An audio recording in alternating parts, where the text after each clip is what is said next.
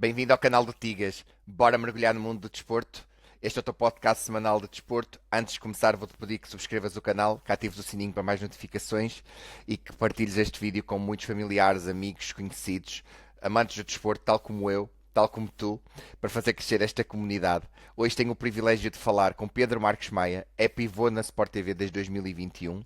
O Pedro Marques Maia é um dos pivôs mais reconhecidos do mercado neste momento e tem tido um percurso extraordinário, desde que saiu da Faculdade de Ciências Sociais e Humanas, que tem acumulado várias experiências. Começou por estagiar na Bola TV, onde se tornou efetivo a partir de 2016. Depois começou a colaborar com a DAZN, onde esteve entre 2018 e 2021 a narrar jogos internacionais e desde 2021, como disse anteriormente, desempenha as funções de pivô. Será um gosto falar com ele, conhecer um pouco mais sobre ele e perceber todas as experiências que ele já tem tido, apesar da sua curta carreira. Olá Pedro, como estás? Tudo bem? Muito obrigado por teres aceito este convite. Obrigado, eu, Tiago. Obrigado. Pedro, é um gosto ter-te aqui, como eu te disse anteriormente. Eu queria saber um pouco do teu percurso inicial para perceber, por exemplo, quando é que começou a tua paixão pelo jornalismo? Antes de mais, muito obrigado, Tiago, mais uma vez pelo convite. Creio que foi algo que nasceu desde bem cedo, das primeiras memórias que tenho. Prende-se logo com a televisão e com o jornalismo. Eu tinha sempre esta tendência, quando era mais jovem, de simular, inclusive, telejornais em casa dos meus avós, em minha casa no Norte, e portanto este bichinho foi sempre crescendo. E também aquilo que é a comunicação, eu desde cedo lia muitos jornais, habituei-me sempre a ler, a escrever, a estar por dentro também da atualidade. Recordo-me também desde muito novo de ver os telejornais, de estar atento àquilo que se passava, quer em Portugal, quer no mundo, e portanto gostei sempre de estar por dentro da atualidade, ainda mais por dentro do desporto, porque pratiquei desporto desde muito cedo, primeiro na natação, durante 4 anos, depois joguei futebol 6 anos, e portanto também o desporto foi sempre uma das minhas paixões. As duas coisas acabaram por se conjugar e consegui fazer vida disto.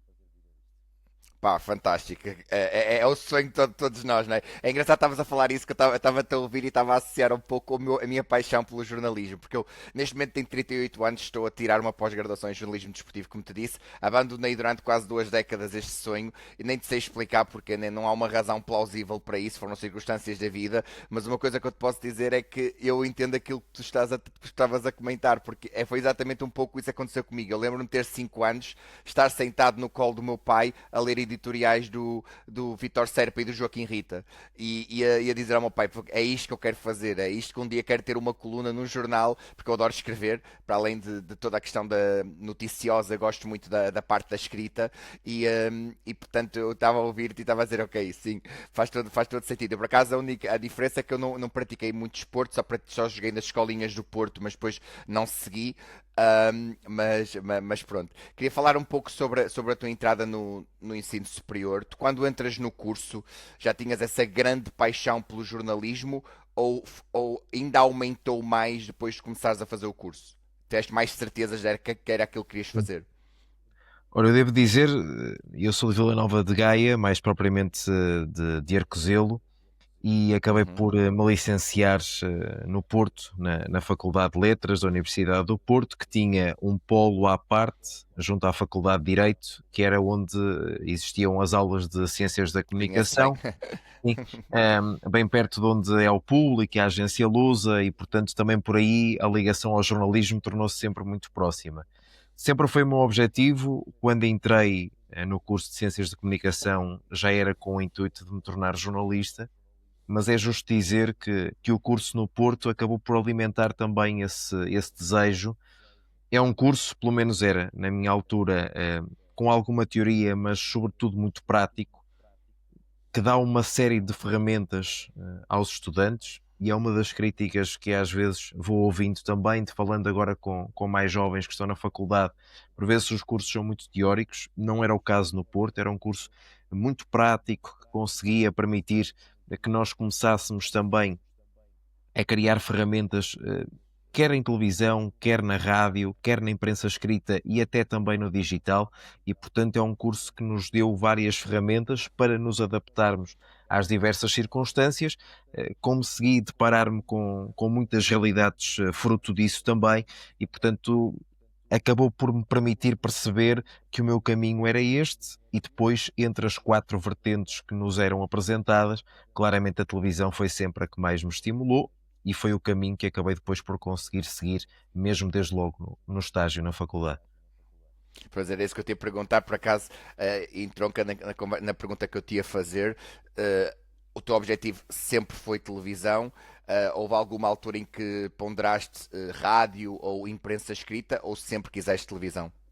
Ora, a minha primeira experiência no jornalismo até é na imprensa escrita, e eu estava na faculdade, tinha 18, 19 anos, e até fruto daquilo que um colega meu de faculdade já estava a fazer, acabei por começar a estagiar no Jornal Gaense, que é um jornal que ainda existe, é um dos jornais do ponto de vista regional que tem maior impacto mesmo no Mais país. consumido? Sim, Sim, sim, sim.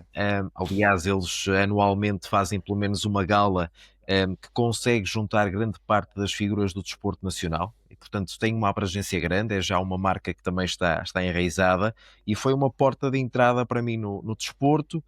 Foi ali que eu comecei também a estimular o gosto pela escrita, a começar a ter os meus primeiros artigos publicados. Não era remunerado e, portanto, fazia meramente para ganhar essa experiência, mas foi uma porta muito importante que eu ainda hoje agradeço, e já estive com pessoas que ainda lá trabalham e voltei a agradecer-lhes pela oportunidade. Recordo-me desses primeiros momentos, desde logo porque me consegui confrontar um, com futebol mais jovem, com futebol distrital, com futebol que não tem tantas luzes, mas que também te ajuda muito a aprender porque são circunstâncias diferentes. Ou seja, foi a imprensa escrita a minha porta de entrada. Depois, na faculdade, fiz trabalhos não só para a imprensa escrita, também para a rádio, mas percebi desde cedo que a televisão, a imagem, era algo muito, muito sedutor, e optei por depois estagiar no Porto Canal, e foi aí, nesses 2 meses, na altura no verão de 2014, recordo-me bem porque estava a acontecer o Campeonato do Mundo do Brasil, e foi aí a primeira vez que trabalhei em televisão. Ok, porque eu estava a tentar perceber, ou seja, tu tens um estágio preliminar de 2 meses no Porto Canal e depois é que vais para a Bola TV, é isso? Exatamente, sim, eu Ok, acabo, ok. acabo a licenciatura, creio Uhum, que em 2014, precisamente, com uhum, esse estágio curricular. Não era a minha primeira opção. Eu uhum, queria ter ido estagiar para a RTP, mas uhum, depois, porque os estágios na altura eram divididos em duas partes, uma de dois uhum, meses em que nós tínhamos que estar no órgão que estava relacionado com a faculdade, que ainda hoje existe, que é o jornalismo.net, o JPN, que é um site também muito importante e que permitiu que muitos estudantes de jornalismo da Faculdade de Letras tivessem também as suas primeiras experiências nesta área. E portanto, como depois só sobravam 2 meses, as televisões nem sempre se mostraram disponíveis para permitirem que estagiários estivessem lá apenas 2 meses. Eu recordo-me que a SIC queria que o estágio deles fosse de 6 meses para que pudesse passar por todas as vertentes da vertentes. estação. A TVI também exigia o mínimo de 3 meses, a própria RTP também exigia o mínimo de 3 meses. Havia apenas duas hipóteses para estagiar em televisão: era a CMTV, que estava a começar na altura, e era o Porto Canal, e eu acabei por optar pelo Porto Canal, e foi uma grande experiência, onde aprendi muito. Há muitas pessoas que ainda trabalham no Porto Canal dessa altura, outras que estão em outras áreas, por exemplo, o Pedro Filipe Maia, que agora é assessor de imprensa De do imprensa do Futebol Clube Porto. Porto. Sim, sim, Estava, sim. estava, estava no Porto Canal nessa altura, a Ana Guedes Rodrigues, que trabalha na TV e na Na CNN, CNN. e que foi a Sim, sim, minha, sim. foi a minha orientadora na altura no Porto Canal. E pronto, e foi dessa forma que eu acabei a licenciatura, e depois acabei por vir para Lisboa fazer o mestrado, e um ano mais tarde é aí que se abre a porta da Bola TV. O que é que recordas dessa experiência no Porto Canal para além das pessoas? Qual foi a tua sensação quando começaste a estagiar? Aquelas borboletinhas no estômago? Sim, eu acho que para já há muito nervosismo. Eu não fui sozinho, creio que nós éramos 3 ou 4 do meu ano, porque Na altura não havia muitos estágios e, portanto, como havia 4 vertentes, aquilo depois era à base das médias. Quem tinha uma média superior tinha privilégio na escolha do local de estágio. Mas recordo-me muito bem porque eu, sendo de Gaia, apanhava o comboio depois para ir para o Porto. Na Trindade fazia o transfer para o metro, para a zona da Cena da Hora, e Da portanto cena da hora, não é? era uma viagem que ainda demorava um bocadinho. Um Recordo-me dos bocadinho. primeiros dias de entrar um bocadinho a medo, porque eu tinha 19 anos, já conhecia algumas caras do canal, do Porto Canal, e era a primeira experiência, ou seja, é o teu primeiro cartão de visita. É importante contextualizar também que eu faço o curso na altura de 2011, 2014, em que estamos a passar por uma crise financeira. É a altura da Troika. Era uma altura muito difícil do ponto de vista social, político, económico. Em termos de jornalismo, as coisas estavam muito complicadas, porque se a procura sempre foi grande, a oferta ainda era menor. E, portanto, eu sabia que para ser bem sucedido, aquele estágio tinha que correr bem, e eu tinha, sobretudo, que provar que fazia diferente, podia fazer diferente. Não estava ali meramente e com todo o respeito para ligar para os bombeiros, para os hospitais, e isso era uma rotina diária que pertencia ao estagiário. Tinha que tentar acompanhar os jornalistas, tinha que tentar também dar ideias, procurar fazer as minhas próprias peças, e isso acabou por acontecer, e eu acabei por ter inclusive coisas minhas já no ar, e aqueles 2 meses foram muito rentáveis, muito proveitosos, porque nunca me escondi, nunca virei a cara a um desafio. Procurei também desafiá-los para que eles vissem em mim alguém com potencial para não ser meramente mais um, porque há muita gente a querer e infelizmente os lugares não são assim tantos. Sim, eu concordo plenamente contigo e nós às vezes menosprezamos a importância de 2 meses. 2 meses podem ser capitais na nossa vida e Sim. capitais na nossa carreira profissional. Portanto, eu percebo perfeitamente e faço essa associação. Tu agora, tu quando depois vais fazer o mestrado e depois vais para a Bola TV, tu há, assim, quando entraste na Bola TV, essa experiência, apesar de ter sido 2 meses, mas pelo que eu percebi foi muito intensa porque te dedicaste, quiseste ser diferente, quiseste ser diferenciador dos teus colegas, começaste a ter a tua própria marca, a tua própria identidade jornalística, tu conseguiste carregar isso para o Bola TV ou inicialmente foste muito a medo, vou deixar apalpar o terreno, perceber em que terreno estou a pisar? Ora, desde logo há uma nova realidade que se abre. Eu acredito que alguns jovens que nos estejam a ouvir percebam e reconheçam aquilo que vou dizer, porque quando acaba o estágio em 2014, há uma série de dúvidas que cresce. O que é que tu vais fazer a partir daí? Entrar no jornalismo não é fácil. Um, o Porto Canal não era uma porta aberta, porque era um canal muito pequeno portanto, não era fácil eles incluírem estagiários. E, portanto, a partir daí tu tens que tomar decisões. E eu optei por ir para Lisboa, uma mudança repentina de cidade. Não é fácil, não é nada fácil. Eu tinha 20 anos, nunca Pensaste tinha. muito antes de fazer essa transição? Eu sabia que era mais ou menos inevitável eu vir para Lisboa. Durante os 3 anos de faculdade alimentei essa ideia. Se eu queria estar no jornalismo e principalmente se queria trabalhar em televisão, sabia que não era fácil começar no Porto. Havia poucos lugares. Se tu reparares, por exemplo, a Sport TV onde eu estou, a equipa é muito estanque. As pessoas que estavam em 2014 no Porto, quando eu trabalhava e quando estava ainda a estudar, são as mesmas pessoas que lá estão hoje. Mesmo as equipas da SIC, da TVI, da RTP, são equipas menos voláteis em comparação com aquilo que acontece em Lisboa. Há uma maior estabilidade nas equipas no Norte do que propriamente nas equipas do Sul, em que o mercado parece-me que é um bocadinho mais flexível, e portanto eu sabia que mais tarde ou mais cedo teria que acabar por vir ter a Lisboa, porque iria ter muito mais oportunidades, e isso de facto existe. Em comparação, existem muito mais oportunidades na capital. E eu vim para uma casa onde não conhecia ninguém, para um quarto alugado, e essa foi a minha realidade durante muito tempo. E é aí que tu tens que perceber se é mesmo isso que queres. Não é fácil, não vou dizer que é fácil.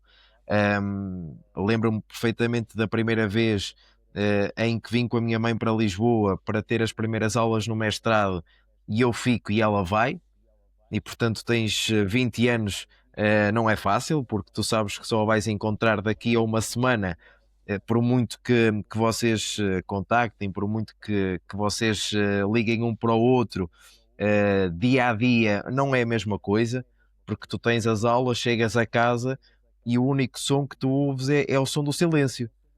Não ouves os teus pais, não ouves a tua irmã, não tens as tuas coisas, não estás no teu quarto, a tua realidade é completamente diferente.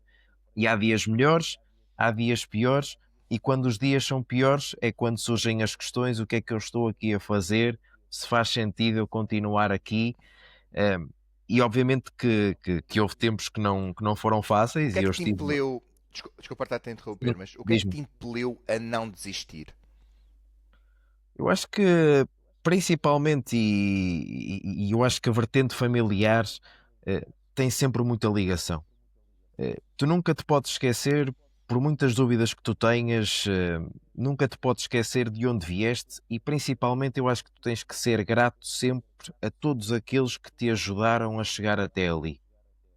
E eu tenho uma dívida eterna para com a minha família, nomeadamente com os meus pais, que tudo fizeram, e por vezes em sacrifício deles, em benefício meu e da minha irmã, para que nada nos faltasse, para que estudássemos e para que continuássemos no ensino superior.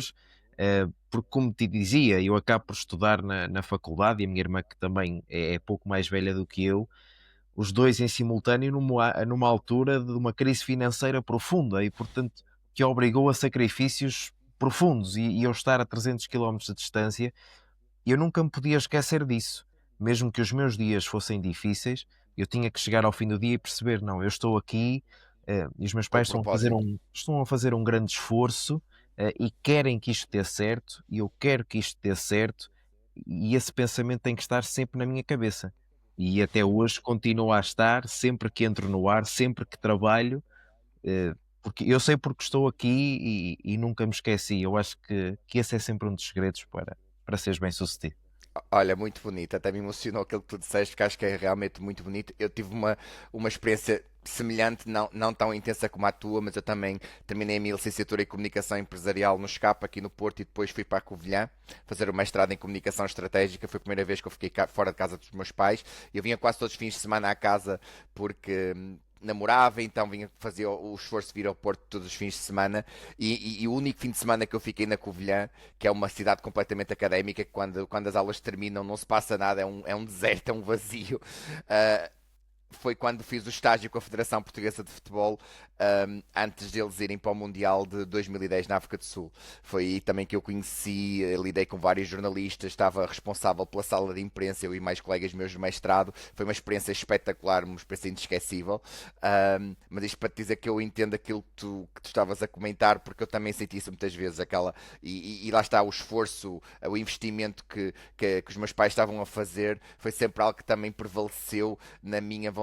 Ok, se calhar é melhor eu voltar ao Porto, se calhar não é bem isto que aquilo que eu quero, até porque eu estava em comunicação, e é verdade que eu gostei muito da área da comunicação, mas o meu sonho sempre foi o jornalismo. Ele nunca desapareceu, ele simplesmente adormeceu, mas nunca desapareceu, por assim dizer. Falando agora na Bola TV, quando tu estagiaste na Bola TV, quais são os maiores desafios para um estagiário, na tua opinião? Olha, foi um período muito curioso. A Bola TV foi criada em outubro, creio eu, de 2012. Uhum, Eu faço o mestrado na FCSH de uhum, jornalismo. Não foi a minha primeira opção. Na altura, uhum, eu pensei fazer a pós-graduação do ISCTE, que estava ligada à TVI, que era um uhum. ano, mas que era claramente mais cara em termos de custo associado que propriamente o mestrado, que sendo público tinha um custo bastante mais reduzido. Reduzido. E depois o mestrado tinha esse estágio e eu encarei isso como uma oportunidade séria porque percebi que esse estágio poderia permitir-me, aos 20 anos, 21 anos, ter uma porta aberta para o mercado de trabalho. E é aí que surge a Bola TV. Eu sempre gostei de desporto, percebi que realisticamente eu teria mais probabilidade de, perante um bom estágio, poder continuar na Bola TV do que se fosse para um canal generalista. Provavelmente seria mais enriquecedor, mas depois a hipótese de me manter lá a trabalhar seria mais baixa, em condições normais. E portanto eu juntei aqui as duas coisas e acabei por optar pela Bola TV, junto ao jornal A Bola. O edifício era o mesmo, ainda no bairro Alto, e foi uma experiência muito curiosa, porque um bocadinho como o Porto Canal, era também um canal muito jovem. Ou seja, eu não entro propriamente num canal cheio de veteranos, cheio de trutas, e em que às vezes perante esse contexto os estágios são mais complicados, porque estás numa redação onde claramente, e eu sei que existem essas realidades, onde há uma diferença muito grande, e os estagiários são por vezes colocados um bocadinho à parte. Ora, isso não aconteceu na Bola TV, porque era um canal jovem, tinha menos de 3 anos, feito por pessoas jovens, grande parte delas que está hoje espalhada por todos os canais generalistas. Foi uma ótima escola, tinha limitações do ponto de vista financeiro, do ponto de vista daquilo que eram os recursos, porque era um canal muito jovem, um canal que se calhar começou sem grandes condições logísticas para começar. A grande condição que tinha e que teve, e que às vezes é superior a qualquer vertente financeira, era a ambição das pessoas que trabalhavam lá. Porque eram jovens, um pouco mais velhos do que eu, mas na faixa entre os 20 e os 30, que estavam a começar, que tinham uma fome muito grande, e por isso é que foi um projeto, sobretudo até à pandemia, que foi muito bom. Apesar de só estar numa operadora, na altura na Mel, o que limitava bastante o alcance, mas o trabalho que foi feito orgulha muito. E o estágio para mim foi importantíssimo. Foram 3 meses em que eu trabalhei imenso. Eu recordo-me porque depois eu fiz o relatório de estágio para acabar o mestrado e lembro-me perfeitamente, ainda o tenho guardado, de quantificar as coisas que fiz. Em 3 meses, estamos a falar de pouco mais de 60 dias úteis que eu trabalhei. Eu tive 130 peças no ar, à média de 2 por dia. E se tu pensares que 130 peças? 130 peças no ar, se tu pensares que nos primeiros 15 dias vá ali um período de ambientação aos programas, ao Uhum, método de trabalho, aos uhum, profissionais, é para tu uhum. veres também a responsabilidade que eles davam aos estagiários, Sim. porque era um E a canal. liberdade, ou seja, a responsabilidade e a Exatamente. liberdade também para É- criar, sim. eu lembro-me perfeitamente do meu primeiro resumo de 90 segundos de uma equipa grande e lembro-me como se fosse hoje.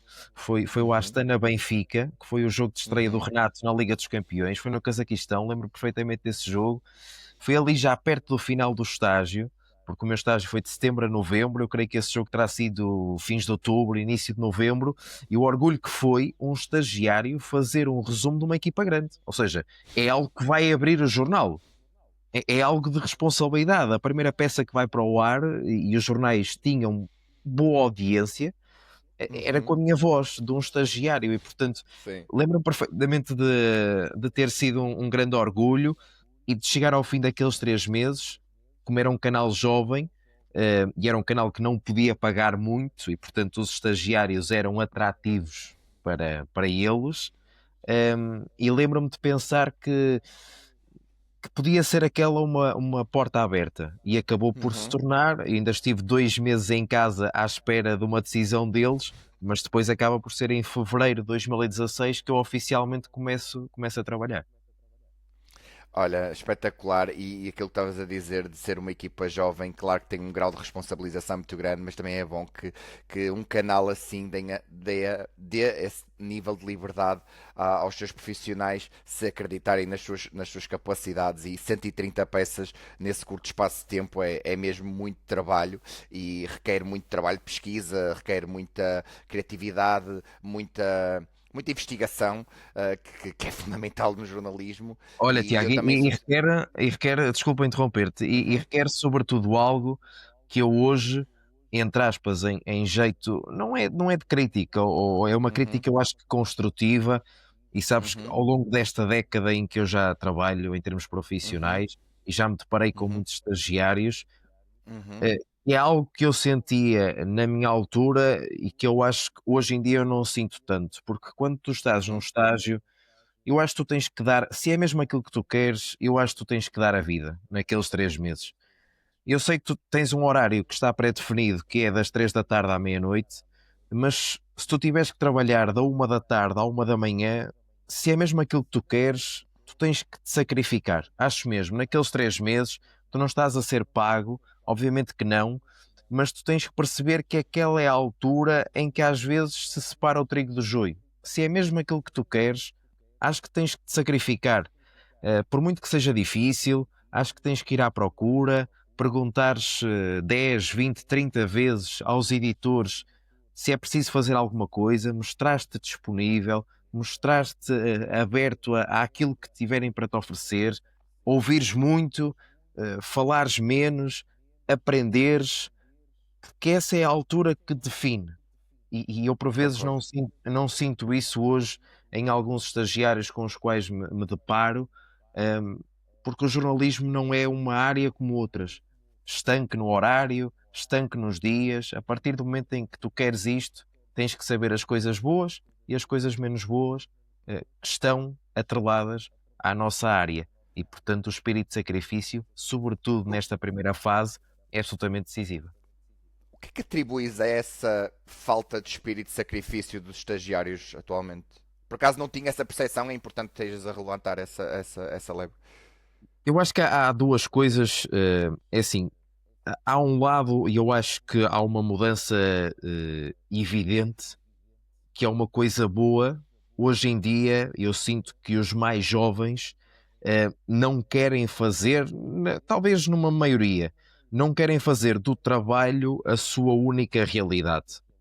Um, e eu acho que isso é uma coisa boa, porque e na bola foi uma realidade com a qual me deparei, pessoas mais velhas, muitas vezes até com prejuízo da sua própria vida pessoal.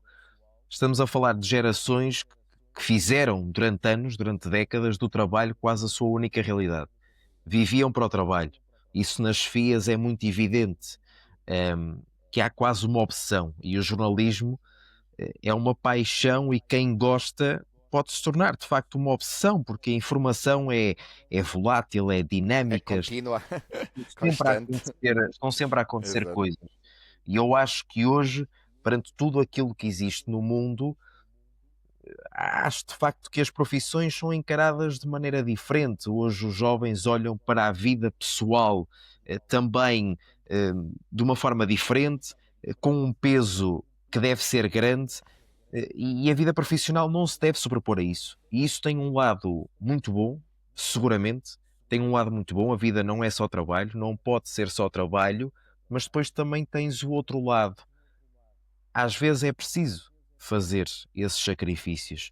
E eu sinto que os jovens são confrontados com tantas coisas, são confrontados com tantas realidades em que eles sentem que, por vezes, o sucesso, a fama, eh, está ali tão perto, e as redes sociais trouxeram isso. Às Era vezes, exatamente isso que eu te ia perguntar. que às vezes, se calhar, a profissão das 9 às 5, a profissão em que o ordenado é baixo, não é estimulante para eles. Isso deixa-me às vezes triste, perceber através deles que o jornalismo se torna cada vez menos estimulante em comparação com outras coisas que provavelmente Sim, financeiramente te oferecem mais e em sim, termos de tempo não te obrigam a sim. despender tanto da tua vida. Eu percebo aquilo que tu estás a dizer porque é uma das coisas que eu também tenho falado muito com amigos meus, do facto de ter voltado a estudar e porque é de jornalismo e tudo mais. Eu disse assim: não há nada que me apaixone mais do que escrever um artigo, não há nada que me apaixone mais do que fazer trabalho de investigação, não há nada que me apaixone mais do que dar a minha opinião sobre determinada coisa, de forma fundamentada, obviamente. Portanto, ou seja, se não há nada que me preencha mais, é este o caminho, independentemente de idades, independentemente das dificuldades que eu possa ter, é nisto que eu vou dar tudo. Eu vou, por exemplo, estavas a falar, eu não estou a estagiar, eu só colaboro com a bola na rede, mas vou-te dar um exemplo de um domingo à tarde que eu tive na semana passada. Eu na semana passada fui cobrir um jogo da Liga 3 entre o Marco e o Faf. Eu não tenho carta de condução, não tenho viatura própria, então tive que ir de comboio até ao Marco, fui ao jogo, e aquilo que estavas a falar anteriormente até das realidades das ligas secundárias que são incríveis, é fundamental ter essa percepção. E é verdade que eu cheguei a casa já muito tarde, mas olha, escrevi os artigos que tinha que escrever e as peças que tinha que escrever para aquela cobertura com a maior das paixões e já não havia cansaço porque eu desfruto. Eu sou uma pessoa muito all over the place, com muita coisa, um turbilhão muito grande de muitas coisas ao mesmo tempo. Aquilo que tu estavas a dizer dos estagiários. Mas eu, quando estou a escrever, quando estou a trabalhar em algo que eu realmente gosto e que me apaixona, o mundo para. E por isso é quase como. Parece um clichê, mas não é clichê. Quando tu trabalhas naquilo que gostas, não é trabalho. É mesmo desfrutar. Não há nada perfeito, não há nenhum trabalho perfeito. Mesmo Sim. nos trabalhos que tu gostes de fazer, mesmo nas tuas paixões, vais lidar com pessoas que são mais complicadas, com dinâmicas que são mais complexas, mas vai sempre prevalecer a tua paixão, ou seja, o teu propósito, aquilo que tu queres fazer e aquilo que tu queres criar. Por isso é muito importante aquilo que tu estás a dizer. Eu concordo a 100% contigo e não é uma questão de novas gerações. Acho que tem muito a ver com a era das redes sociais, ou seja, as pessoas são confrontadas com muita coisa que consideram que é aquilo, que é o espelho da vida daquela pessoa. E eu sei de pessoas que transparecem uma felicidade tremenda nas redes sociais e não é bem assim. E que transparecem que abriram um negócio e que ficaram milionários num abrir e fechar de olhos e não é assim, tem muito trabalho por trás. Mas lá está, a pessoa, se não tiveres pensamento crítico, se não perceberes que aquilo é a realidade que a pessoa quer transmitir, podes mesmo aquilo que tu estás a dizer, das 9 às 6, às 6 vou-me embora, podia fazer mais um bocadinho no jornal, mas vou-me embora porque já acabou o meu dia.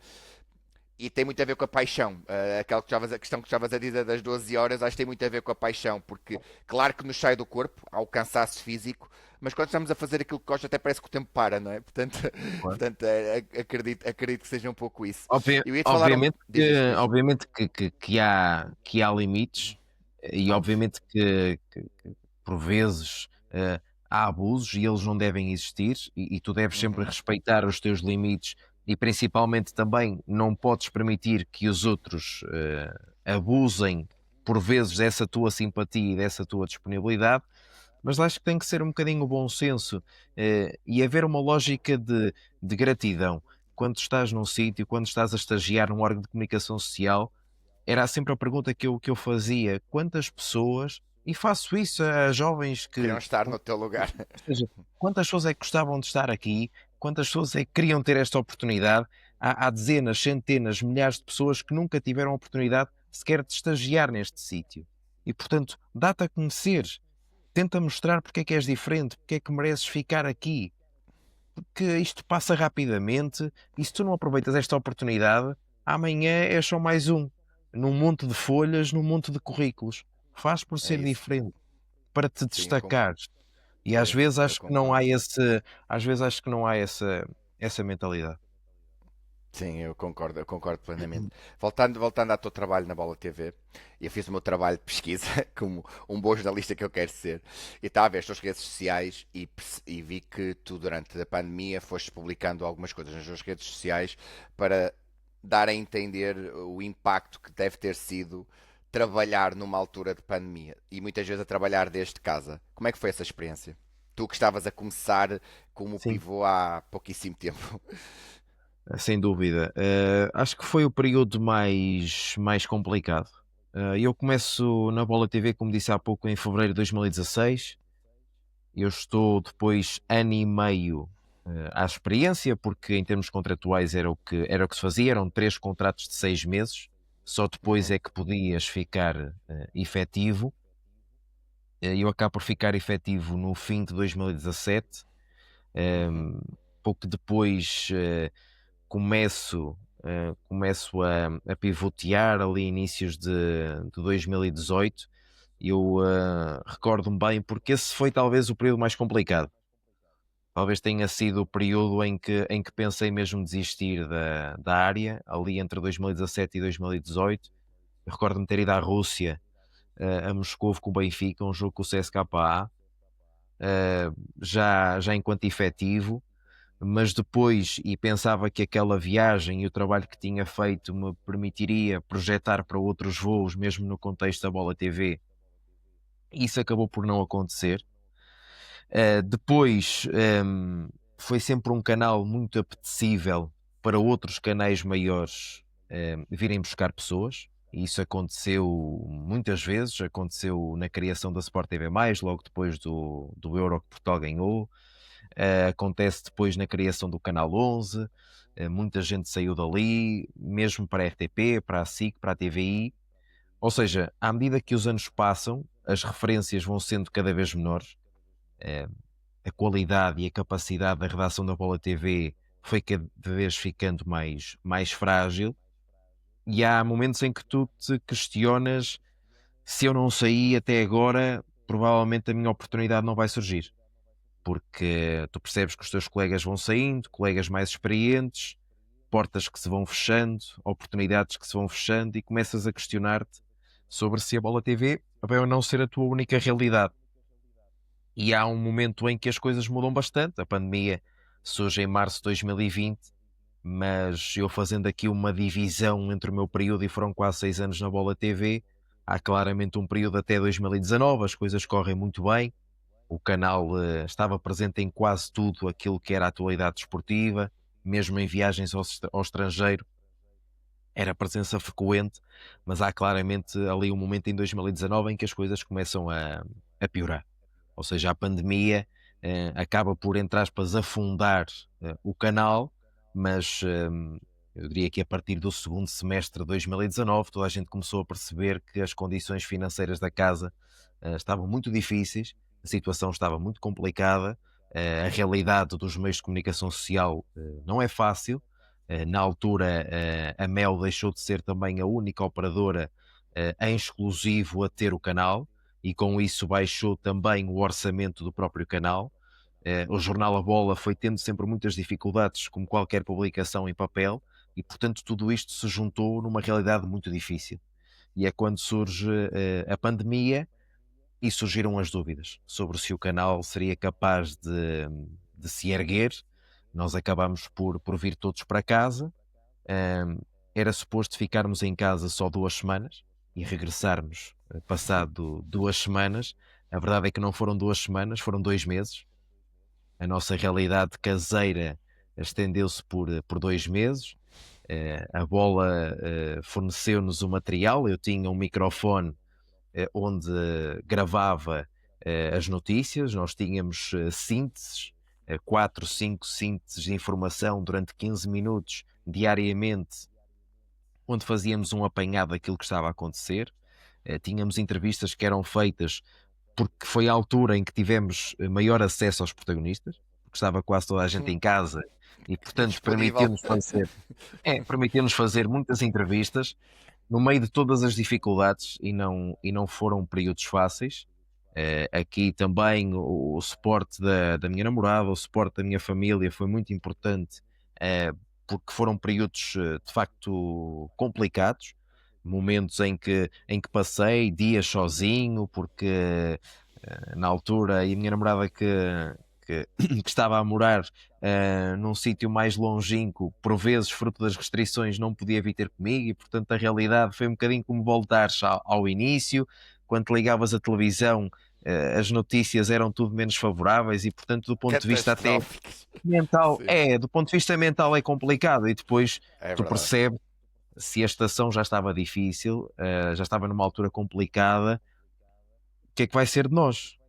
Se calhar o caminho mais provável é o canal fechar, e nós ficarmos numa situação difícil, e Precária, portanto sim.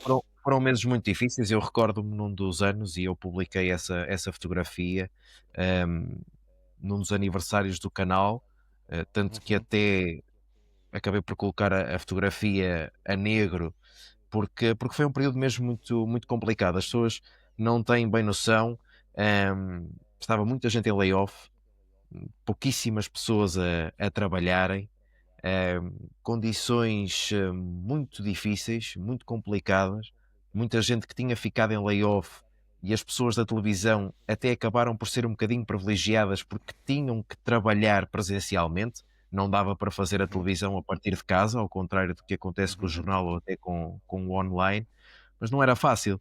Tu passares pelo bairro Alto e pela Baixa de Lisboa e tens pouquíssimas pessoas, estares dentro do edifício da Bola e não ouvires praticamente ninguém.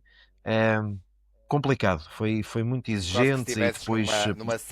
numa cidade zombie. Sim, É, sim, aqui aconteceu uma sem coisa no dúvida. Porto. Sem Eu dúvida. uma vez fui à Ribeira, aliás, fui a Santa Catarina e não havia ninguém. E era surreal. Parecia que estavas mesmo numa cidade zombie. Foram mesmo períodos muito difíceis. Antes de falar na tua transição para a DAZN, eu sei que também foste acumulando colaboração com a DAZN ainda um pouco enquanto estavas na Bola TV, mas antes de falar nisso, eu gosto muito, estou-te a ouvir e há uma coisa que eu admiro muito em ti e acho que toda a gente devia ter esse espírito, que é a gratidão. E o teu post de despedida, ou de até já, na Bola TV, tocou-me bastante, porque é um resumo, é uma síntese daquilo que tu sentiste, mas dá para perceber nas tuas palavras a emoção que transmite aquele texto. Não é apenas um texto bonito, nota-se mesmo, e a própria foto, a escolha da foto, acho que foi muito criteriosa e muito bem pensada. E então o que eu te ia perguntar era o que é que foi a Bola TV para ti? Ora, foram muitas coisas. E eu lembro-me de pensar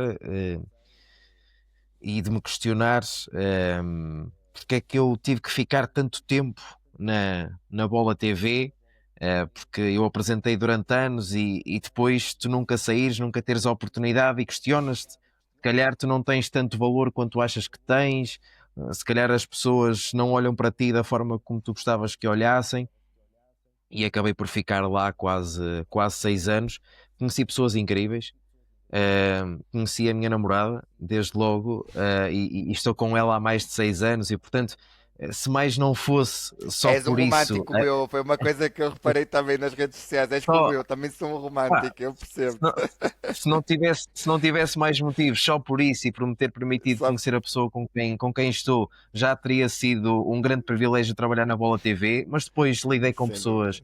pessoas incríveis, pessoas com as quais ainda tenho relação pessoal e profissional. Foi uma casa com excelentes profissionais. Eu acho que muitas vezes, quando nós olhamos para a televisão, não temos noção que todas aquelas pessoas passaram pela Bola TV. Eu posso dar apenas alguns exemplos. Eu acho que um dos melhores pivôs para mim foi sempre uma referência enquanto eu fui trabalhando na Bola TV e ele lá esteve e foi sempre um dos meus modelos. O André Oliveira, que está na CNN, e que apresenta muitas Uhum, vezes ao fim da tarde e que para mim uhum, é uma referência. Ainda a semana passada, à conta do Mundial de Futsal Feminino, o António Pedro Carvalho, que foi o narrador, e esteve também na Bola TV. Eu tenho pessoas que estão hoje comigo na Sport TV e que trabalharam na Bola TV, pessoas que acabaram por ser premiadas, como a Rita Latas, que foi a primeira narradora de um jogo de Primeira Liga, e que vem comigo também da Bola TV. E portanto, muita gente com a qual eu tive o valiosa, com muita privilégio qualidade. de trabalhar, pessoas que depois acabaram por ganhar asas e irem para outros locais. Eu às vezes olho para a Bola TV e penso um bocadinho como os clubes portugueses não tivessem que vender jogadores, que equipas é que eles podiam ter criado ao longo dos anos. Acho que é exatamente a mesma coisa. A geração da Bola TV, era uma geração de facto muito boa, de pessoas com muita capacidade, com muita qualidade, e portanto, para mim foi um orgulho ter feito parte dessa experiência, por todas as dificuldades, salários por vezes que não entravam na conta no dia em que deviam ter sido, subsídios que não foram pagos na altura em que deviam ter sido, todas as dificuldades durante a pandemia, que as pessoas às vezes não têm sequer noção. Apesar de tudo isso, ehm, foi uma grande experiência, foi uma grande casa e eu acho que isso nunca nos deve fazer esquecer. Por muitas É, dificuldades que sim, sim, tivemos, sim, mas mas isso, eu acho nunca nos também que as podemos dificuldades, esquecer sim, de quem nos abriu a porta, de quem nos deu a sem dúvida, oportunidade. sem Porque tu dúvida, podes eu ser muito concordo. bom, se não tiveres quem te abra a porta, não te vale de muito. Não vale a pena. Exatamente, concordo plenamente. Eu ia te falar um pouco dessa tua transição para a DAZN. Como é que surgiu a DAZN?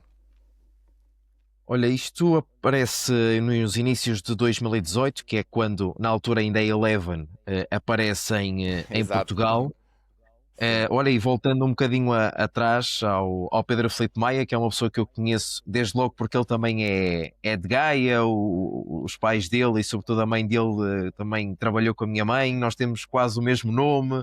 Eh, é uma série de coincidências, ele faz anos no mesmo dia sim. que a minha irmã, portanto há Uau, de espetáculo. coincidências.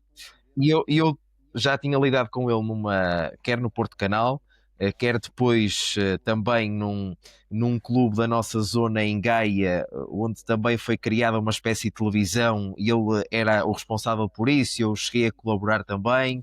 eh, e eu sabia que ele tinha sido convidado, porque eu estava no Porto Canal e foi convidado para ser editor-chefe na altura da Eleven, para ser a cara do canal. E ele sabia que eu narrava jogos, porque na Bola TV tive a oportunidade de narrar muitos jogos, desde logo de futsal espanhol, quando o Ricardinho estava em Espanha no Inter Movistar, nós tínhamos o Movistar. campeonato espanhol, mesmo Uhum. campeonatos, eu lembro-me da Superliga Chinesa, quando surge o boom da Superliga Chinesa, de vários jogadores terem ido Guangzhou, para lá. Evergrande, e assim, sim, Sim, sim. sim, sim, como o Oscar, como o Hulk, por exemplo, Sim, de sim, sim. terem ido para a China e nós tínhamos os jogos. Lembro-me também, por exemplo, do Girabola, o campeonato angolano, porque a bola sempre teve um impacto muito Uma grande grande naquilo ligação. que são, Sim. sim, os países lusófonos, e nós tínhamos também esses conteúdos. E o Pedro sabia que eu narrava, e perguntou-me, e depois acabei por fazer os testes. Felizmente correu bem. Era algo que eu fazia, não era com a regularidade que outros faziam, evidentemente, mas ainda assim foi uma grande experiência. Adorei lá estar durante 3 anos. Depois, quando acabei por ir para a Sport TV, tive que deixar, mas foi muito importante. Foi muito importante. Olha, aí está, outro projeto que estava a começar, com muitas ideias, cheios de ambição, deu uma oportunidade de narrar muitos jogos em competições diferentes. Jamais imaginei que seria capaz ou de poderia narrar um jogo de Liga dos Campeões. Fiz vários portanto, foi tremendo. Foi uma oportunidade incrível que eu agradeço também ao Pedro por me ter dado essa chance. Com os horários também não era fáceis, porque trabalhando no desporto, trabalhava quase sempre ao fim de semana e, portanto, ora aí está, voltamos à questão do sacrifício. Os meus fins de semana não tinham só 9 horas, às vezes fazia jogos às 11 da manhã, era sair à 1 da tarde, ir almoçar rapidamente e ter que ir trabalhar às 3, e ter que acordar às vezes cedo para acabar de preparar os jogos. Os dias de folga eram dias que eu aproveitava para ir fazer jogos, se houvesse disponibilidade, porque me permitia também ganhar algum dinheiro, amealhar algum dinheiro. Mas pronto, mas era algo que eu gostava muito. Foram tempos muito bons que lembro-me com grande saudade, mas com grande alegria. Como é que surgiu essa tua paixão pela narração? Olha, sabes que eu lembro-me de crescer e o meu YouTube no meu computador em casa no Norte, os favoritos era quase tudo com relatos. Era quase Eu tudo adoro com relatos relatos também. porque eu recordo-me e eu adoro a seleção e adoro as fases finais. Para mim, de 2 em 2 anos é sempre uma grande expectativa. E lembro-me perfeitamente de ouvir milhentas vezes os relatos do Euro 2000, os relatos de 2004, de 2006, de crescer com isso, e de imaginar como é que poderia ser. Nunca foi a minha prioridade, mas percebi que também poderia ser uma boa alternativa e principalmente porque era mais uma ferramenta. Eu acho que nunca é demais tu conseguires fazer mais do que uma coisa, se te mostrares versátil. E portanto, foi uma oportunidade que se abriu. Eu sempre tive referências também.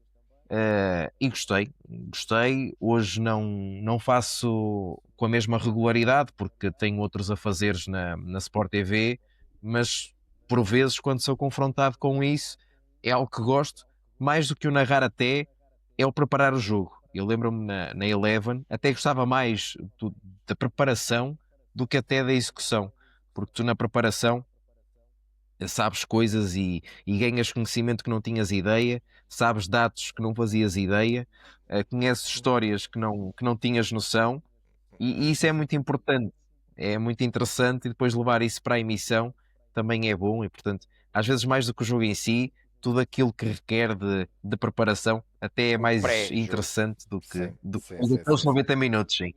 Sim. Eu ia fazer duas perguntas. Uma delas era: qual é para ti o segredo de um bom narrador?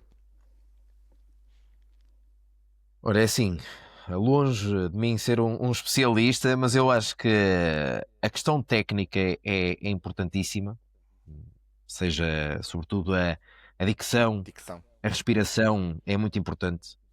Ah, e depois, além do conhecimento, obviamente, eu penso que é a paixão. A paixão tem que estar sempre presente. O desporto é muito importante, o futebol é muito importante, mas não deixa de ser um jogo de pessoas para pessoas e um jogo de emoções. E eu acho que também faz parte da exigência e do trabalho de um narrador saber passar essas emoções. E as emoções não estão ligadas ao teres que gritar muito, teres que berrar muito. Podes fazer uma narração limpa, sem grandes oscilações de voz e passares essa emoção. Eu acho que esse é o grande segredo. Tu, por vezes, ouves pessoas que não te transmitem essa emoção. Eu acho que essa emoção tem que estar sempre presente. E depois há a capacidade técnica que tem que lá estar. É Sim, completamente diferente de fazeres uma narração de um jogo para televisão do que estás a fazer um relato.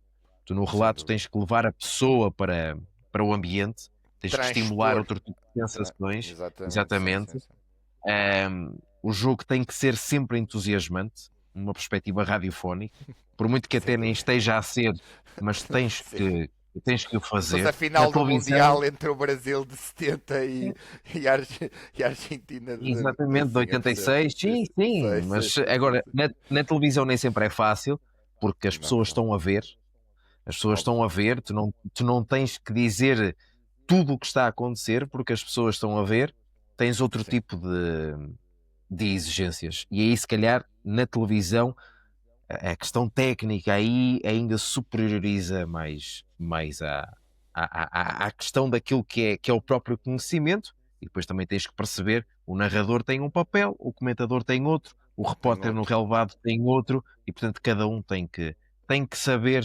o seu lugar. Há algum jogo que recordes um jogo especial, alguma narração que tenha dado mais gozo do que outra? Se tivesse de Olha, eu destacar uma? lembro-me, sim, eu lembro-me de um jogo que eu fazia muitos jogos de manhã ao sábado e ao domingo, porque habitualmente trabalhava sempre tarde-noite. E eu lembro-me que em Espanha havia muito esse hábito, sobretudo equipas que tinham jogadores asiáticos, fruto do fuso horário, de colocarem os jogos de manhã. Havia O dois casos que eram espanhol, o evidentes, que era o, lei. espan- o Sim, espanhol, sim, sim, sim. o Eibar também tinha muito isso. Japonês. E Sim. eu lembro-me de ter narrado um Eibar Real Madrid, que eu creio que até que o Eibar venceu, pá, e foi quando eu soube que ia fazer um jogo do Real Madrid, para mim foi uma coisa impressionante. Os jogos de Liga dos Campeões também, lembro-me de ter feito ainda um jogo da Champions, creio do Manchester United, creio que na Suíça com o Young Boys, ter feito alguns jogos também, Bundesliga, o Bayern, ou seja, jogos que envolvam aqui equipas maiores acabam por te ficar sempre mais guardadas, Na mas retina. lembro-me desse Eibar Real Madrid, que sendo o Real Madrid provavelmente o maior clube do mundo, eu estava aqui a pensar, a Liga Espanhola em Portugal só passa na Eleven e, portanto, o Real Madrid é um clube que tem muitos adeptos, e sentia aquele peso da responsabilidade. Também tinha comentador e, portanto, lembro-me perfeitamente de ser aquele jogo, se calhar, que mexeu um bocadinho mais comigo, foi ter tido essa oportunidade. O comentador ajuda mais o narrador ou é um trabalho coletivo? Não, é coletivo. É coletivo. É muito importante tu criares desde logo uma relação com o comentador. Claro. Ahm, Porque é importante que os dois olhem para o jogo, obviamente cada um com a sua especificidade, fruto da análise que o comentador tem que fazer, mas eu acho que é uma ajuda mútua. E mesmo hoje, que sou sobretudo pivô na Sport TV, sou um bocadinho também o narrador dos programas, digamos assim. Uhum. Ahm, eu acho que nós temos que olhar para uma transmissão de um jogo como para um jornal qualquer, um bocadinho como uma peça de teatro. Tu podes Uhum. ser muito bom ator, mas se não tiveres uma boa contracena, Contra a é cena, muito sim. complicado. Sim, sim. Sim, sim, sim. E isso é fundamental. Os comentadores que eu mais gosto de ter em estúdio são os comentadores que percebem os timings, ehm, que percebem quando é que é o momento para eles falarem, quando é que é o momento para eles acabarem o raciocínio, quando é que é o momento para eles aproveitarem uma deixa que eu lhes dou, ou depois tem o outro lado que é ou aproveitar uma deixa que eles me dão. É quase uma dança em conjunto. E é uma transmissão muito mais harmoniosa quando tu vês um narrador que lança o comentador pega naquilo que foi a deixa do narrador, para que não sejam duas Sim, é uma pessoas que parece que simbiose, estão a para haver falar. uma simbiose. Sim, sim, sim, sim, Exato, sim, sim, sim. não é pessoas que estão a falar ali sozinhas. Sim, O narrador não pode querer só ouvir-se a ele próprio, e às vezes pode haver essa tendência do narrador monopolizar a transmissão, mas o comentador também não pode só falar eh, para no os treinadores de lance-chave. futebol. Sim, sim, sim, estou a perceber. Ah, sim, sim, Ou sim, seja, aquela, já percebi. Já percebi, a linguagem e utilizada. portanto, a Sim, linguagem eu acho que também tem que ser um bocadinho adaptada para que haja essa relação, haja essa simbiose e, portanto, sempre que possível, poder juntar o mesmo comentador ao mesmo narrador e não haver muito essa flutuação, porque só assim é que a relação depois se torna mais harmónica. Mas para mim os sim, sim. desafios são sempre os mesmos. Quando tu estás com alguém ao teu lado, seja a narrar e comentar, seja a pivotear e alguém a comentar, tem que haver ali uma sinergia. Tem que haver ali um respeito mútuo, porque os dois estão para o mesmo e os dois querem que corra bem.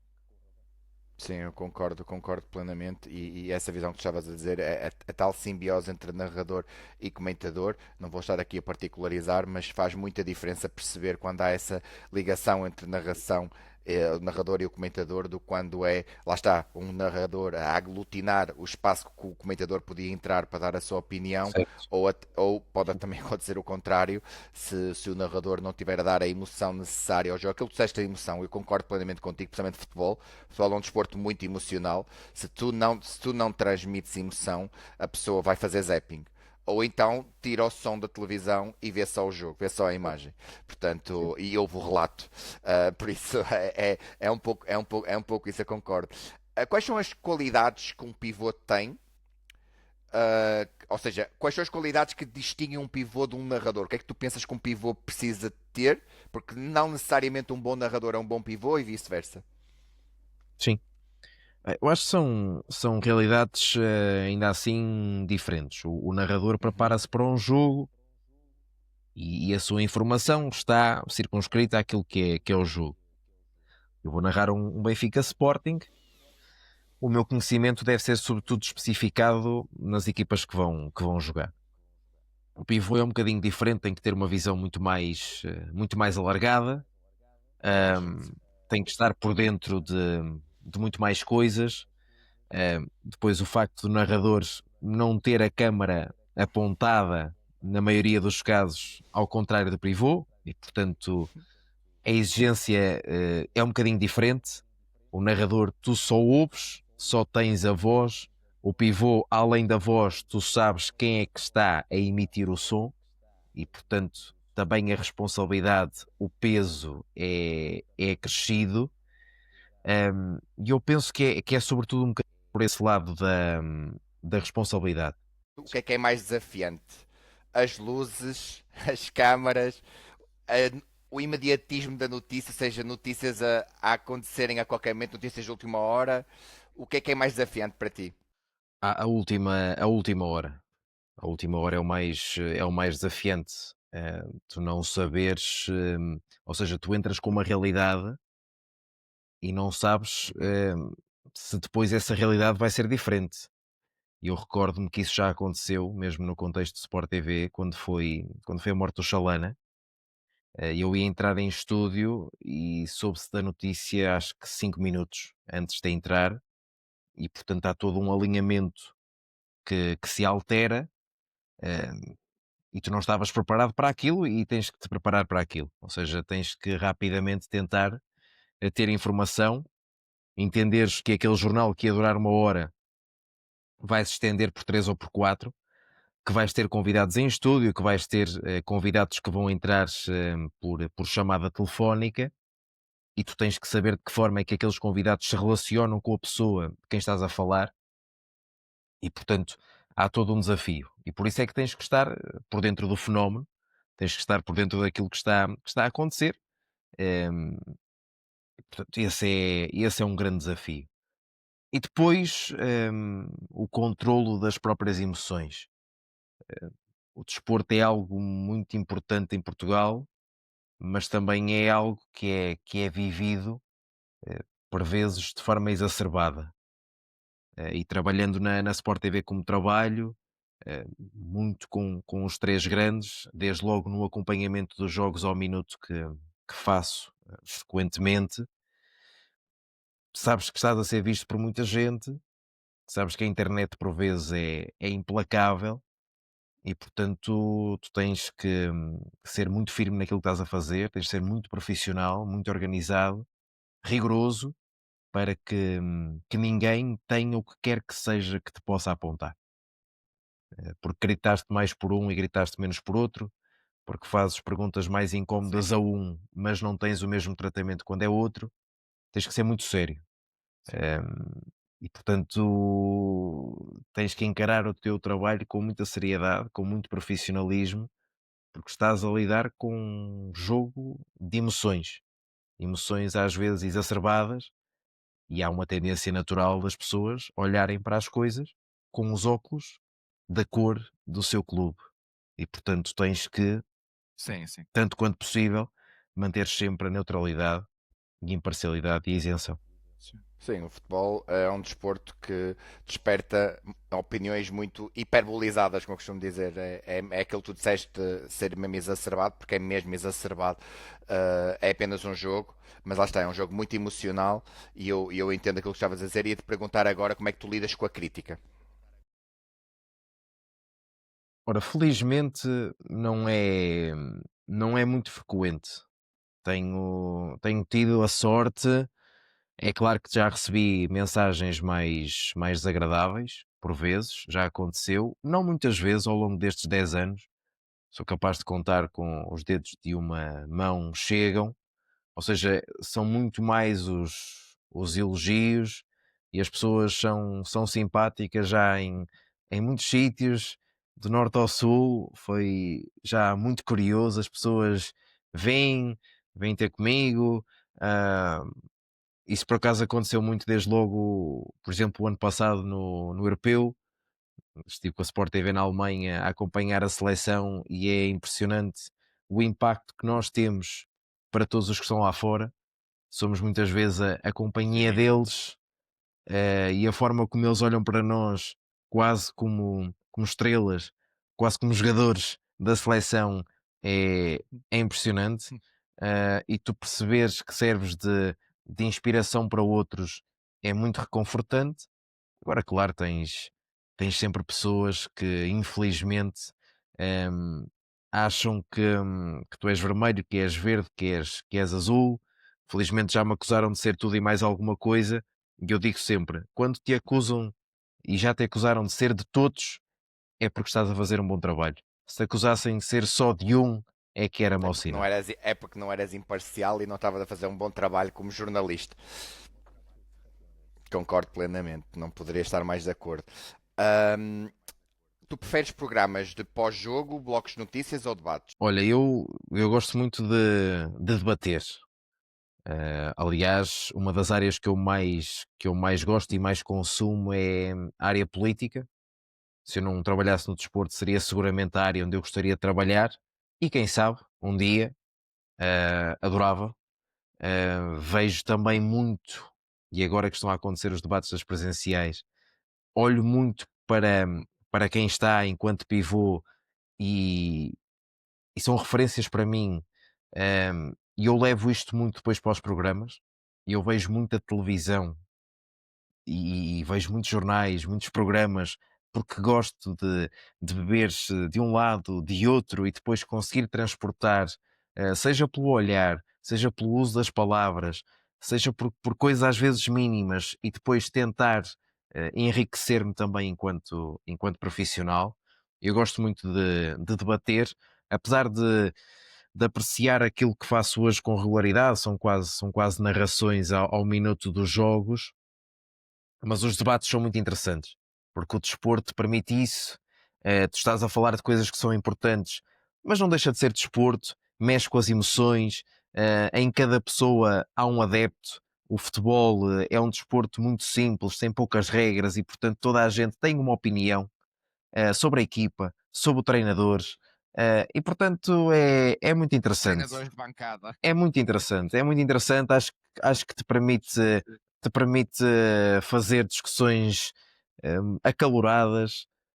Gosto muito disso. Tinha muito disso na bola. Cresci muito na Bola TV como pivô também, hum, a moderar muitos debates, até mais quentes hoje do que tenho na própria Sport TV, que é um canal diferente também, que se posiciona de forma também um pouco A diferente. linha E editorial é sim, e o diferente. estilo também tem que ser adaptado a isso, mas gosto muito de debater programas de análise, a descascar um bocadinho aquilo que aconteceu, até porque considero que tem um estilo agressivo no bom sentido e, portanto, também gosto, entre aspas, de provocar os próprios comentadores para tirar sumo, para gerar conflito de ideias, para se tornar também algo aceso. Eu não Sim, sim. gosto, É não um gosto.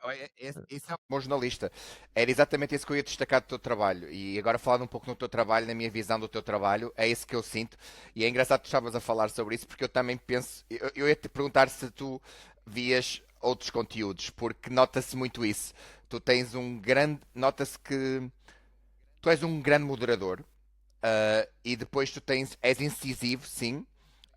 Tens aquela parte de provocação e dá para perceber que aquelas tertúlias mais quentes, não mal educadas, mais quentes, mais animadas, com troca mais acesa de argumentos, é o que te motiva mais. Eu cheguei a ver-te na Bola TV e eu percebia que era isso que, quando estavas mais empenhado, quando a emoção começava a crescer, era o melhor do Pedro Marques Maia.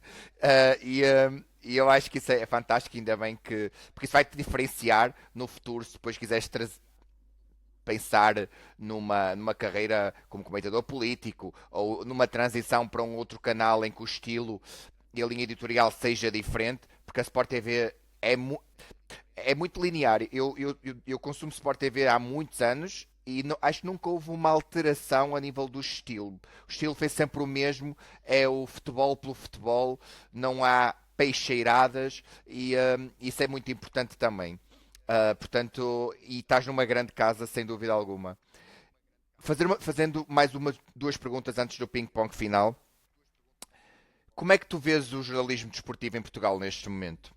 O que é que tu achas, ou seja, o que é que te entusiasma mais na profissão atualmente e o que é que te preocupa mais? Ora, eu acho que ainda se fazem coisas muito bem feitas.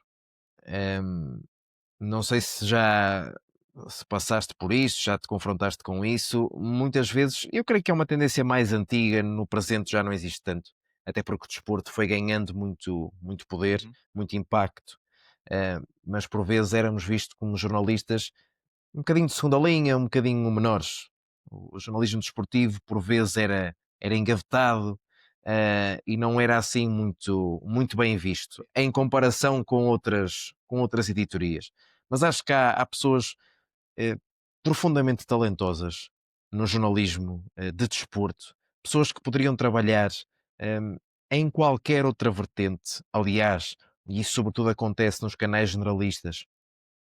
Há pessoas que são depois confrontadas com outras realidades, que têm que trabalhar noutras editorias e que conseguem. Ou seja, eu acho que as pessoas de desporto, ao contrário, se calhar de algum pensamento de que só conseguem fazer desporto, não acho nada isso.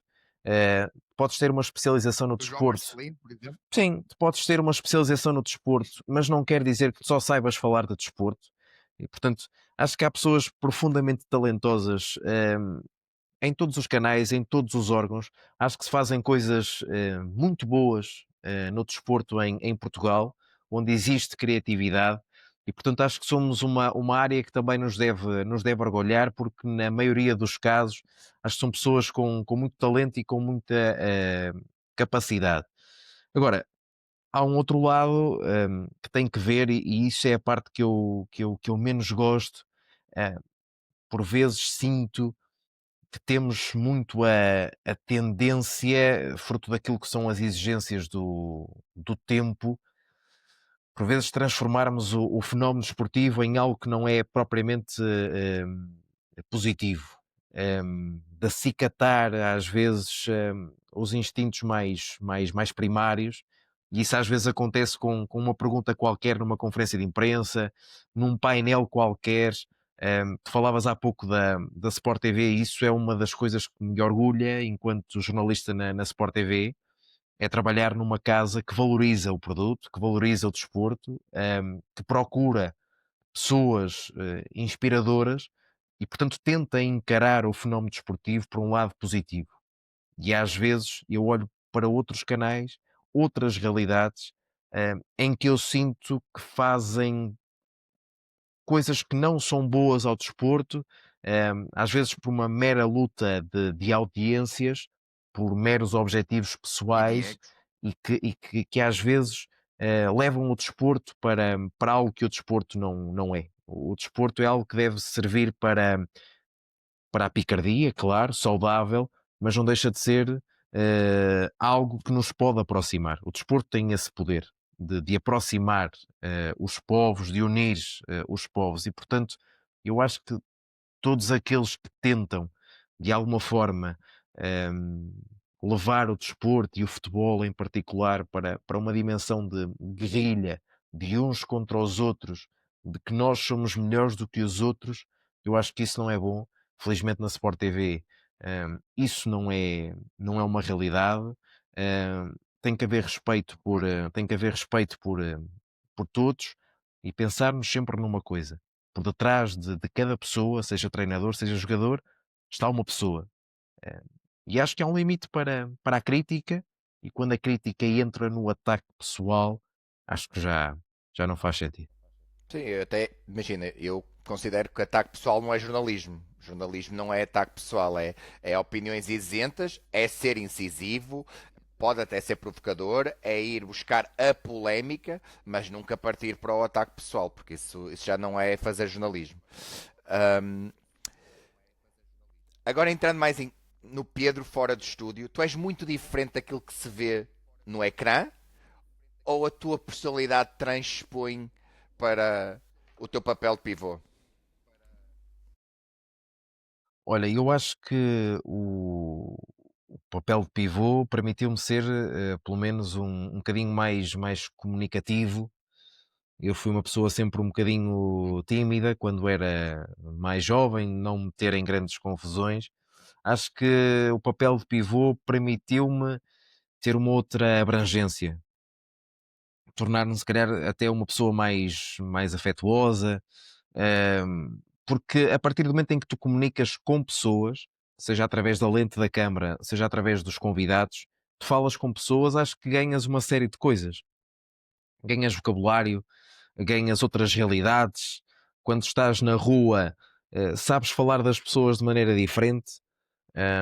Na Alemanha, o ano passado, senti que, sendo pivô, tenho uma capacidade de falar com as pessoas que não tinha antes de ser pivô. E eu acho que isso depois acaba por passar também para a vida eh, privada, a forma como nos relacionamos com os outros. E eu consegui sempre, e acho que quem trabalhou comigo hum, não me pôde acusar de ter, fosse quando fosse, de ter levantado demasiado os pés, de ter tratado mal quem quer que fosse, porque mantive sempre muito, muito genuíno. Acho que isso é uma das coisas que também me orgulha. O Pedro que eu era quando saí da faculdade há 12 anos é exatamente a mesma pessoa, com os mesmos gostos, a maneira de olhar para a vida, a pessoa que é bem disposta, cumprimenta toda a gente, que tem a capacidade de ser empática e de perceber as exigências do trabalho dos outros. Isso também é muito importante. Perceberes que tens que chegar mais cedo para não prejudicares o rapaz que trabalha no áudio, ou a pessoa que está na maquilhagem, ou as pessoas que estão por trás das câmaras e que têm que ajustar os planos à tua imagem ou à realização. Ou seja, é teres essa capacidade empática. E pronto, acho que fui crescendo enquanto profissional e fui crescendo enquanto pessoa. Não concordo nada com aquela tese que acha que tu podes ser um grande profissional sendo uma péssima pessoa. Não concordo mesmo nada. Eu acho que a pessoa é a pessoa é sempre a pessoa é sempre a mesma. Não concordo nada com essas duas versões. Não há nada mais único que a nossa essência e a nossa identidade. Portanto, a partir desse momento, mesmo o ator, e o ator estuda para isso e trabalha para isso e pronto. Mas mesmo assim, há partes da personalidade do ator num determinado papel. Obviamente que depois há todo um estudo do que tem que fazer e da forma como tem que representar. Mas eu concordo plenamente. E seres alguém de equipa é muito bom e não teres uma atitude sobranceira diferencia-te certamente de muitos outros colegas e isso é muito bom e mantém isso e preserva isso. Tu tens algum ritual antes de entrar no ar? Não, olha, por acaso não. Ehm, tinha no início tinha muita tendência, eu lembro perfeitamente no primeiro jornal que apresentei na Bola TV, de lembrar muito da minha família, nos primeiros tempos, nos primeiros jornais, para não me esquecer também das dificuldades que me conduziram até ali, mas hoje não, sabes que depois já se torna uma coisa tão comum. Olha, o meu único ritual, e isso é sim, o meu único ritual, e eu tenho sempre essa preocupação, e acho que é uma das coisas também que mais me orgulha, é a preparação. A preparação está sempre lá, seja para falar com quem for, porque eu acho que isso depois se nota, tal como no caso do narrador, tu percebes perfeitamente quem se preparou e quem não se preparou. Nos pivôs é exatamente a mesma coisa. As pessoas que se preparam e as pessoas que não se preparam.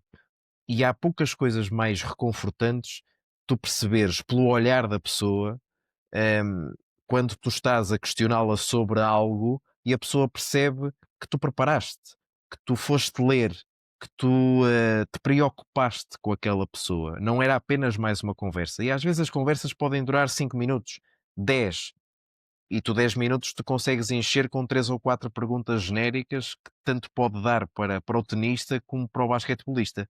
Mas depois tens o outro lado, que é tu ires à procura da história da pessoa. Como é que a pessoa começou? Eh, Qual é que é também a inspiração dessa pessoa?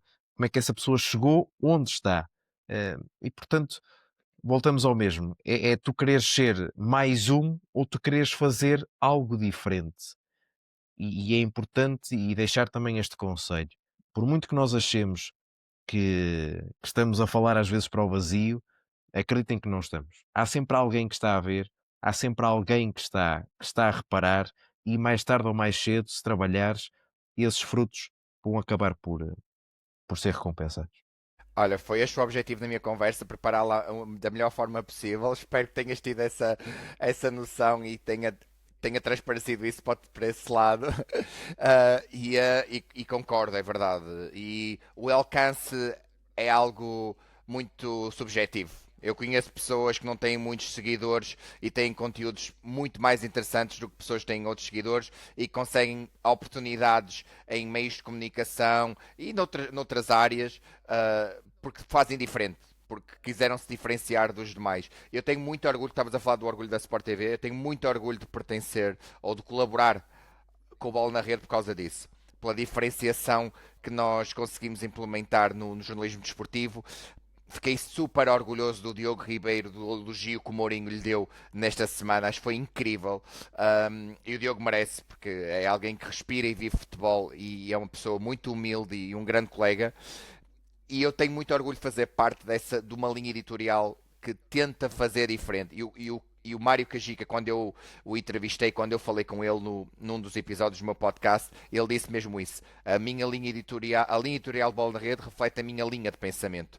Portanto, vamos fazer diferente. Há outros que fazem, e é totalmente legítimo, fazem de uma determinada maneira. Vamos fazer diferente, vamos focar noutras coisas e abster-nos de polémicas. Eu não poderia estar numa Olha, melhor, onde eu não poderia cheguei, estar numa melhor casa. onde eu cheguei também a colaborar, Tiago. Também cheguei a escrever para o Bola na Rede várias vezes. Portanto, e Eu, o Mário também é uma pessoa que fez parte da minha vida pela oportunidade que me deu e depois cheguei a colaborar também a trabalhar com ele na Bola TV e portanto é outra das pessoas que faz parte claramente do meu percurso. olha, vamos então ao ping-pong final. Perguntas-resposta rápida. A tua maior referência no jornalismo? Miguel Pratos. Uau, adoro. Miguel Pratos tem uma memória dele fazer a narração do Mundial de Sub-20 em 1991. Tem uma voz inconfundível e também foi uma das minhas grandes referências. Ele e o Gabriel Alves. Ora, e além de ser um grande profissional, é uma grande pessoa. É uma grande Fico pessoa. muito contente, ainda bem que assim é. Melhor jogo que já narraste? Vou dizer o Eibar Real Madrid. Ok? Por aquilo que já me tiveste a dizer. Ah, sensação de entrevistar Pep Guardiola. O realizar de um sonho. É o meu também, porque o Guardiola para mim é a referência máxima. Ah, E olha que não, referência máxima. e olha que não foi nada fácil lá na Arábia Saudita, mas com muito custo. E ele tinha ganho o Campeonato do Mundo de Clubes e, portanto, já tinha falado para muita gente. Mas foram ali 5 minutos. É de sentires. Não há muitas experiências assim, não há muitas sensações assim. Eu tive um bocadinho isso há poucos dias quando falei com o Mourinho no Restelo, depois do Atlético Benfica. É tu perceberes que de facto, pá, valeu a pena. E estar ali perante aquele que para mim é um dos maiores de sempre, e eu cresci a ver aquele Barcelona fantástico, foi incrível, foi uma experiência. São 5 minutos que eu nunca mais vou esquecer. Valoria, não, são 5 minutos que valem por 3 horas. Não, deve ser incrível. Sem dúvida. Pior hábito de um jornalista. Boa questão. Eh, eu acho que talvez eh,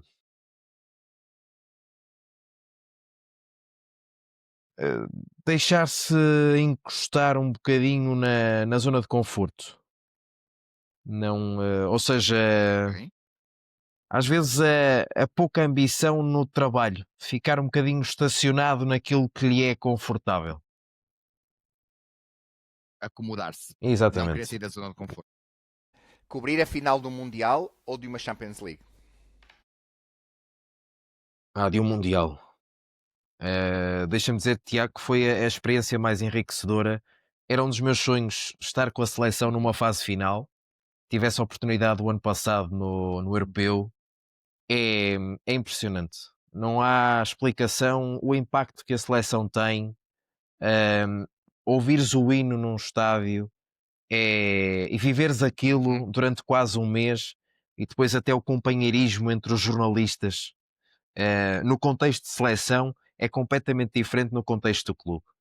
No clube, Diferente. completamente Sem diferente. dúvida. Foi uma experiência incrível. Posso não fazer mais nenhuma na vida, mas aqueles 25 dias na Alemanha foram inesquecíveis e, portanto, se eu pudesse, era o Mundial. Adorava, adorava. Vais Com a seleção. certamente, não tenho dúvidas, vais fazer parte da equipa da Sport TV que vai ao Mundial, porque mereces, estás a fazer um trabalho incrível. Uma equipa que te divertes a ver jogar. Ahm, uma equipa que me diverte a ver jogar. Eu pergunto O isto Barcelona. porque.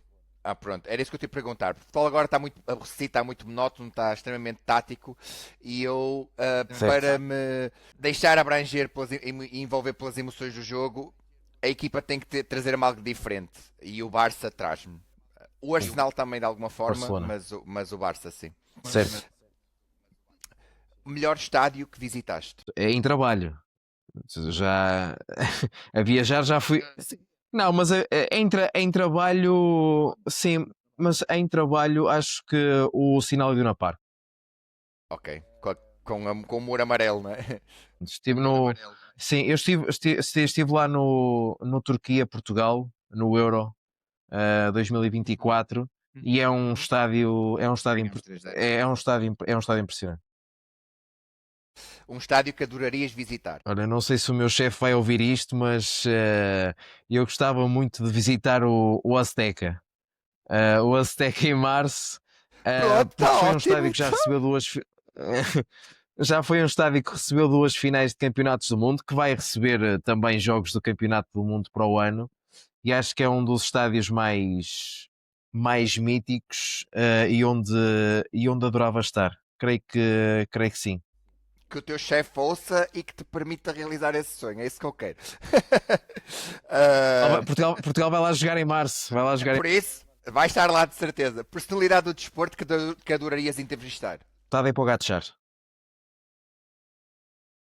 É mesmo uma Porque grande eu referência. adoro ciclismo, é outra das paixões. Se não fosse o Pogacar, um plano B, porque acho uma personalidade absolutamente fascinante, Lewis Hamilton. Ambos deviam ser super interessantes.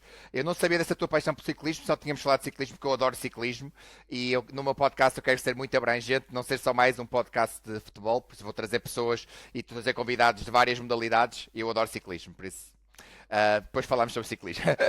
A melhor coisa da televisão. Certo. Poder chegar às pessoas e fazê-las felizes de uma certa maneira, mais que não seja pelas companhias e pela companhia que por vezes somos. Sim, concordo. A pior coisa da televisão. A rivalidade, por vezes exacerbada entre as pessoas. A televisão é muito estimulante, ehm, e por vezes aquilo que te traz, Pode ser tóxico. sim, porque te traz algum reconhecimento, e que por vezes leva a coisas menos positivas. E eu acho que a televisão não deve ser meramente a procura pela fama, seja isso o que for. Concordo. Cidade onde te sentes mais em casa. O Porto. Nossa, invicta. Eu percebo-te. Café, café antes do direto. Sim ou não? Não, não. Não, porque pela voz, o café convém não fazer. Não fazia ideia. Olha, mais um ensinamento. Não fazia ideia que o café tinha interferência na voz. Pensei que o tabaco sim, mas que o Sim, café não. Ok. sim, mas sim, sim, sim. Água, muita água, a hidratação da voz que é É fundamental. o mais importante, sem dúvida. Sonho profissional ainda por cumprir. Ahm, É assim, eu já estive numa fase final, mas adorava ir a um campeonato do mundo, porque um europeu, estamos a falar só de um continente, um mundial abrange uma imensidade tremenda de povos. Um mundial, mas acho que ainda acima disso, uns Jogos Olímpicos, porque Para eu mim adoro o é o espírito meu grande olímpico. sonho. Se me dessem a escolher só fazer uma coisa para o resto e não fazer mais nada, estar numa aldeia olímpica. Porque acho que o espírito é tremendo e adorava um dia ter essa experiência.